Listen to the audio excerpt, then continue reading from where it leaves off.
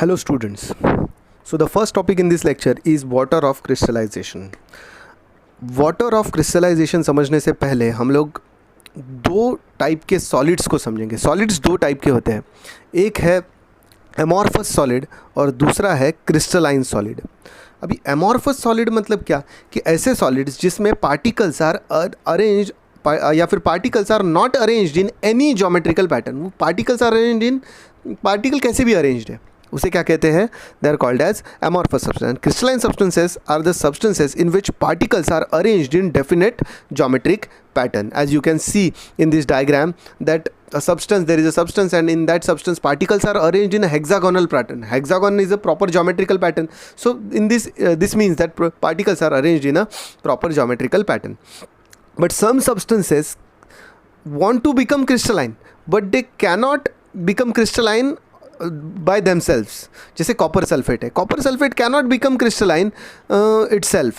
So therefore it takes help from the 5 other water molecules. It takes help from the 5 other water molecules and it becomes crystalline.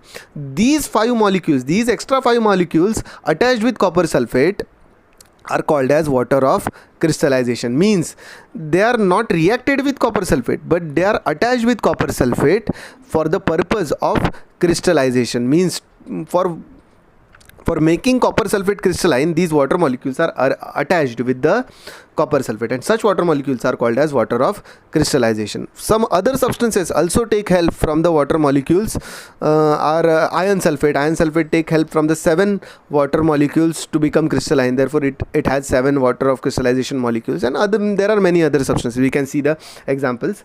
So let's again read the definition of water of crystallization. The fixed number of water molecules that are in loose combination with one molecule of a salt is called as water of crystallization. तो हम समझ सकते हैं कि जो extra molecules है water के जो लूजली अटैच्ड है उस सॉल्ट के साथ for the purpose of crystallization are called as water of crystallization. अब ये water of crystallization का presence prove करने के लिए एक experiment हमने किया है. In that experiment we have taken blue crystals of copper sulfate. You can see in this diagram that blue crystals of copper sulfate are kept और उसको हीट किया है. On heating the blue copper sulfate turns white. वो white हो जाता है और यहाँ से through this delivery tube water droplets are collected in this test tube. These water droplets collected prove the presence of water present in the copper sulfate molecules.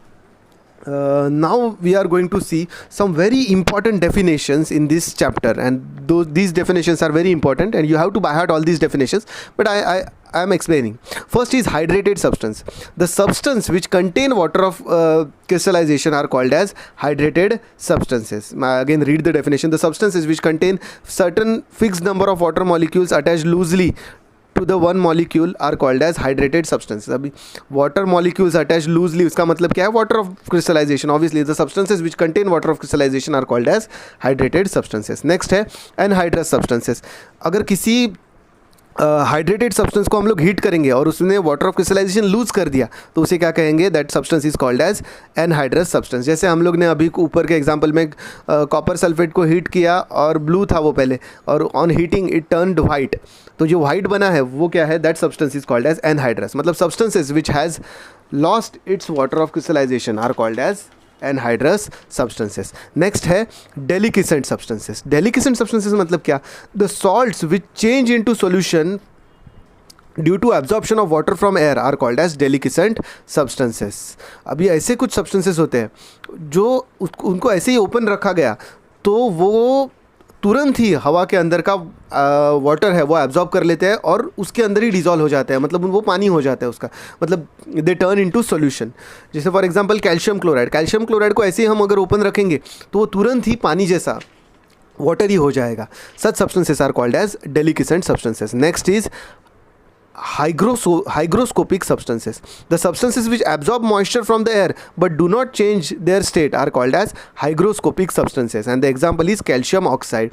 Calcium oxide को अगर हम लोग ऐसे ही रखेंगे तो हवा के अंदर के moisture को absorb करता है but it do not change into liquid state or do not change into solution. So such substances are called as hygroscopic substances.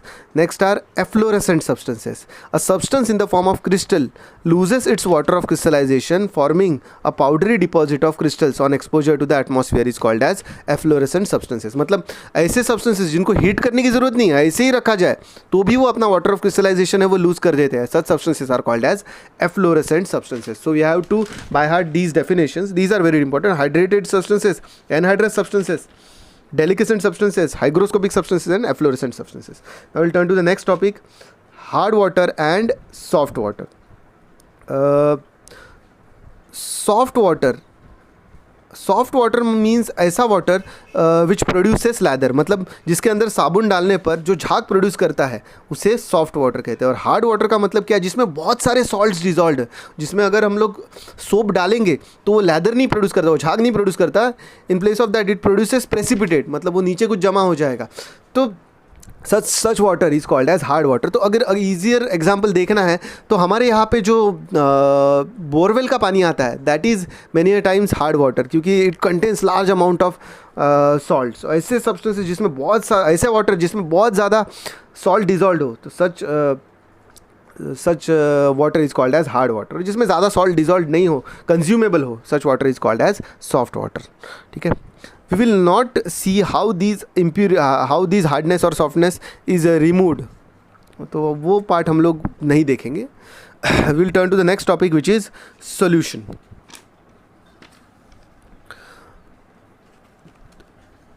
When a solid disappears in water, the solid is said to be dissolved in the product so obtained is called as solution. मतलब किसी भी solid को अगर पानी में dissolve कर दिया जाए तो जो भी प्रोडक्ट बनता है that is called as solution. अभी सॉल्यूशन के साथ और कुछ डेफिनेशंस आते हैं, उन डेफिनेशंस पे हम लोग ये करेंगे. तो सबसे पहले है सॉल्यूशन और उसके बाद में है सॉल्वेंट.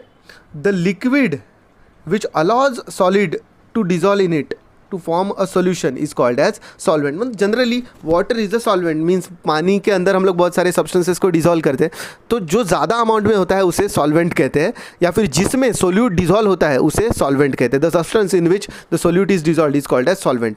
एंड द सोल्यूट क्या है, तो solute it is a substance which gets dissolve in the solvent. So we will limit our study in this video lecture up to this part only. Now we will see the next part, means we will not see solubility in detail.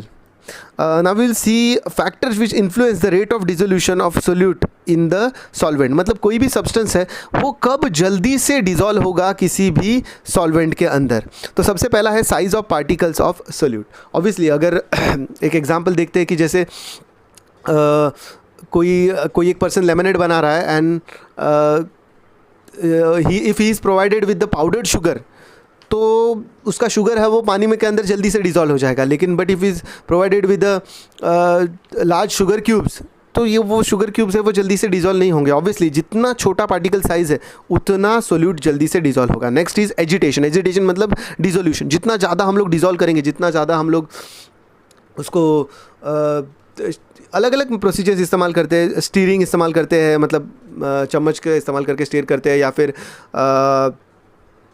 फिर उसको shake कर सकते हैं हम लोग. तो इस तरह से जितना ज़्यादा एजिटेशन होगा उतना जल्दी डिसॉल्व होगा. और तीसरा फैक्टर है टेम्परेचर. अगर हम लोग टेम्परेचर बढ़ाएंगे सब्सटेंस का तो डिसोल्यूशन का रेट है वो जल्दी ज़्यादा होता है. ठीक है. Now we will directly turn to the next part. और ये वाला जो पार्ट है वो बहुत ज़्यादा सेल्फ स्टडी में ही आपको कवर करना है. वो है और बहुत ईजियर पार्ट है, वो है वाटर पोल्यूशन.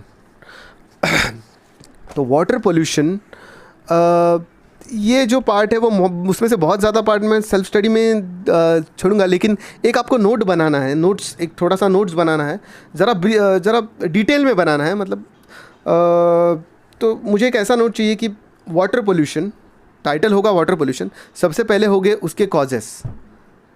तो सबसे पहले उसके कॉजेस मतलब वाटर पोल्यूशन किस वजह से होता है. उसके बाद में उसके इफ़ेक्ट्स, मतलब वाटर पोल्यूशन से क्या क्या हमें नुकसान होता है. और तीसरा होगा उसके कंट्रोल मेजर्स, मतलब वाटर पोल्यूशन से हम लोग किस तरह से बच सकते हैं. ये आपको करना है और मुझे व्हाट्सएप ग्रुप पे भेजना है. Thank you students.